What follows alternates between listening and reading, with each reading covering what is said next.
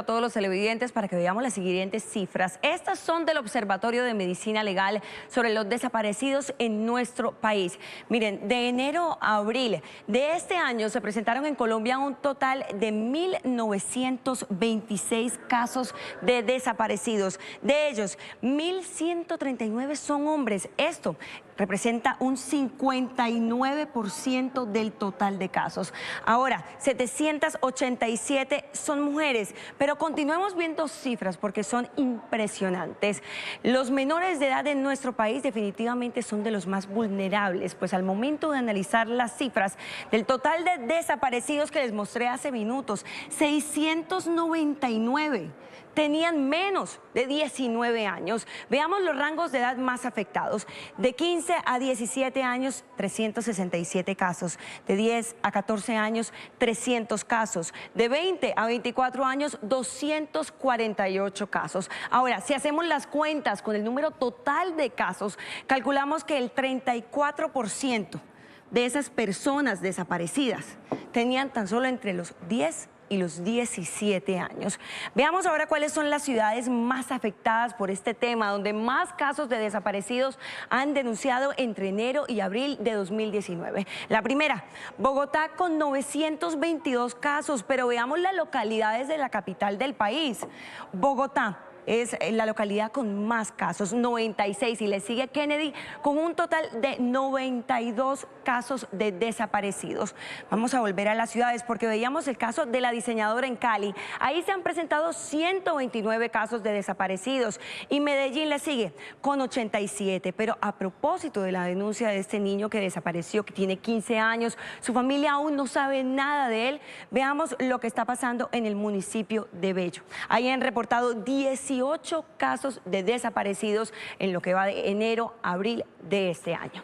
Ahora sí vamos a invitar a nuestro invitado para continuar hablando de este tema y saludamos por eso a Belisario Balbuena. Él es psicólogo forense de la Universidad Santo Tomás. Doctor, bienvenido a Noticias RCN. Hola, y gracias por estar con nosotros. A ustedes por la invitación, mil gracias. Doctor, ya veíamos un total de 1.926 casos de enero a abril de 2019 y por eso yo le quiero preguntar cuál es esa primera acción que debe realizar una familia ante una desaparición desde el punto de vista clínico, digámoslo.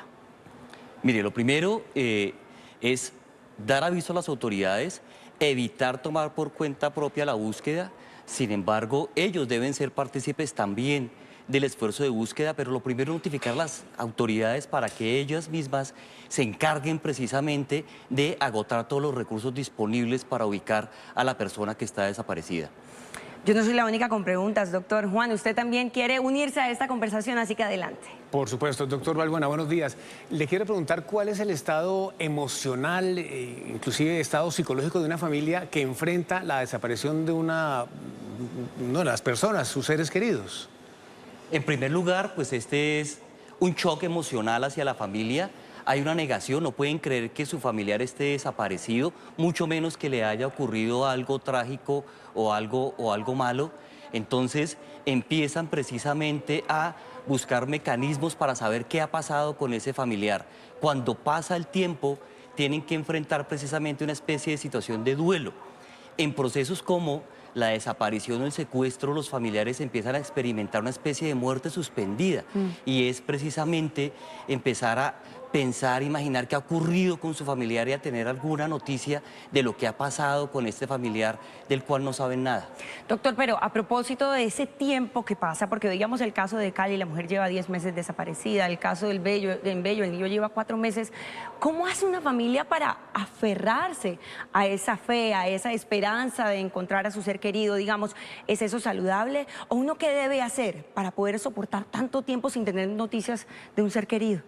Lo primero que deben hacer es evitar los sentimientos negativos como la culpa que puede en algún momento aflorar por esa situación de pensar o creer es que si no hubiera dejado a mi familiar en tal sitio, es que si ese día yo lo hubiera llamado antes.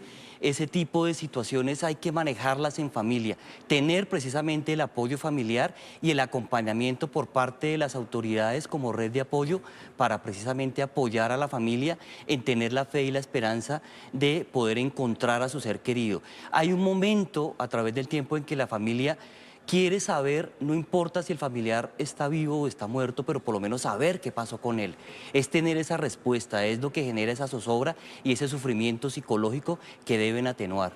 Sí. Doctor Balbuena, me da pie usted con su respuesta para preguntarle lo siguiente. ¿Por qué se dice que es clave que una persona, si es que desafortunadamente falleció, debe existir un reporte para hacer ese duelo? Como que realmente se enteren y confirmen que la persona ha fallecido. Bueno, lograr ese equilibrio emocional no es fácil, es complejo. Sí, es una situación que lleva tiempo, que hay que afrontar como un duelo, como lo decía anteriormente. Lo primero es precisamente de manera natural que la familia no crea que ese familiar ha fallecido o que el cuerpo no pueda ser encontrado. Entonces hay que hacer ese acompañamiento para que precisamente se logre ya en la etapa final, que es la de afrontamiento, lograr superar esa situación de duelo que es relativa y es subjetiva para cada familia. Es un proceso que puede durar incluso años en lograrse elaborar. Doctor, pero una cosa es el duelo y el equilibrio emocional seguramente en adultos, pero otra cosa es en niños. ¿Cómo hacer uno para manejar una situación de estas cuando desaparece el padre o la madre con los menores de edad, por ejemplo? Hay que hacer un acompañamiento psicológico bastante fuerte que precisamente permita tener una red de apoyo con la familia para que logren el proceso de afrontamiento y de aceptación en relación con la desaparición de su familiar, independientemente incluso a que sea menor de edad, cuando sin lugar a dudas resulta ser más impactante para la familia. Ana, ¿qué síntomas presentan las familias de personas desaparecidas? Bueno, hay síntomas de angustia, de ansiedad, hay unos síntomas de negación, de búsqueda desesperada en algún momento, de culpa entre la misma familia por la situación que ha ocurrido, de no aceptación en el caso tal donde se encuentre que su familiar lamentablemente ha fallecido y que se encontró el cuerpo, los restos de este familiar.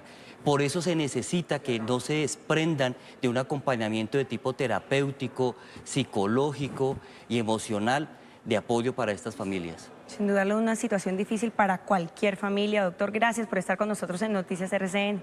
Con gusto.